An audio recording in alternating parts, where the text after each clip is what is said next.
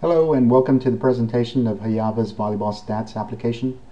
When you start up the application, you'll be on the team setup page where you'll be able to manage your lineup, manage the other team's lineup, indicate which game you are in of the current match, and you will see team statistics. I'm going to go ahead and click on the Manage Your Lineup page. We can see here that I previously loaded entered a lineup, and what we can do at this point, if we had a previously saved lineup, we could load that now. I'm going to go ahead and click on load, and we'll see that I have team 1 and team 2. My team 1 has no player 12, and we see that that player 12 has been removed.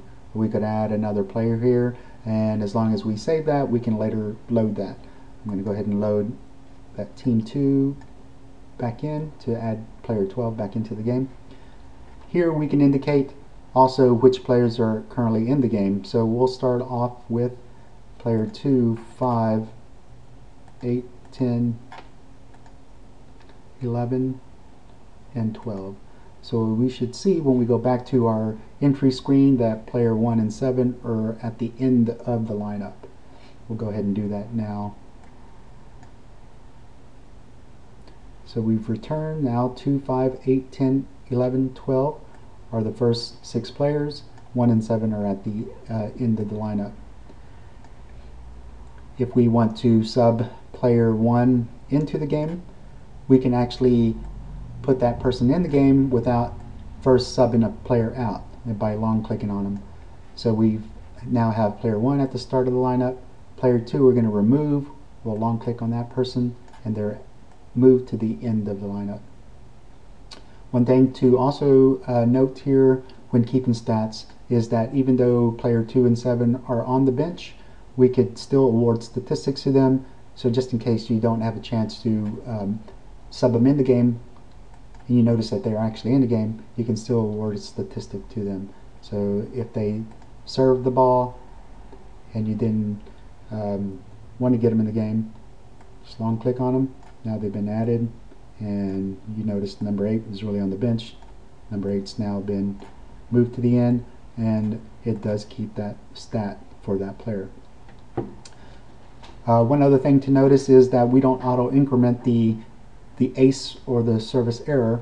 That allows you to go ahead and indicate the service before the serve actually takes place, so you can get ready to denote there's a block or whatever. And then come back and indicate, yes, there was a service ace. What you'll notice with the kill, though, is that auto increments the attack. The error also auto increments the attack.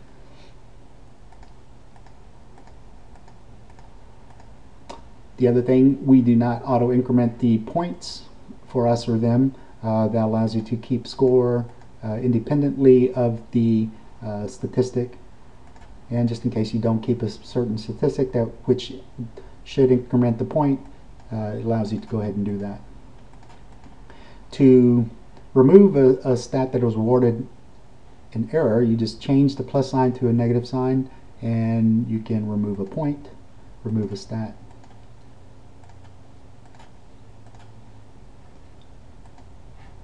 And let's say it was supposed to be number 10 that got those statistics, you can just do that. What we'll notice at the bottom is that there are statistics for the individual player. So we go back to number 7, we'll see that he has stats. Number 5 has no stats at the moment. And if we click on the team setup page, the team statistics are adjusted as we enter stats for each player. On the Them tab, we see this is the other team. We do not have to define a player or a lineup for the away team, but you can still keep statistics. And if we leave them as a NP player, then they will not show up on any of the reports, which we will see in a minute. If we click on the menu button, we'll see that we have 3 options here for email. Email short will just send the team statistics to you in an email. The email with CSV or HTML file attachment will send the team information in the body of the email and then attach a CSV file or an HTML file which actually breaks down the player's statistics. We can view the player's statistics by clicking the View Stats, and that does take a while to build. So give it a few seconds as it goes and generates the HTML page for you. So as the page displays, we see the set, and we see that player 10, we have stats, and player number 7. And we were in the set 1.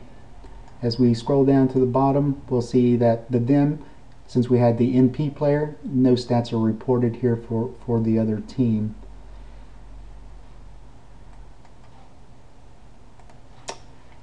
Other things to note on the menu tab is the ability to reset the game, and that will clear out all the values on the screen. We can also save a game. So we're going to go ahead and click the save game. And if you were to put in game 1 and you're trying to put the date in, it does not like slashes or special characters in the name, so it will give you an error message, problem saving the game file. But it really did not save that game. So we need to save the game without any special characters. And what we see here too, that we had a previously saved game, game 1, and it displays the list of it. We can use that one, or if we're trying to save it as a new one, select the new game name to save it as. We're going to go ahead and use the same name. Click OK. And the game has been saved. Now we're going to go ahead and reset our screen values and reload that game that we just saved.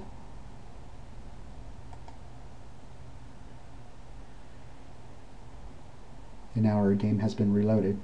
One other thing that you noticed as I clicked on the load game is there's a last game. The last game is a game that is saved anytime you exit the application.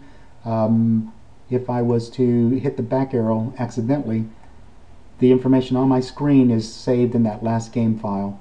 So when I click it to start the application back up, those values are read out of the last game in progress. So it's sort of like an auto save function, so keeps you from losing the data when you hit the return arrow. And what you're also able to do is delete a game. So once you've sent yourself the information, you can go ahead and delete the game.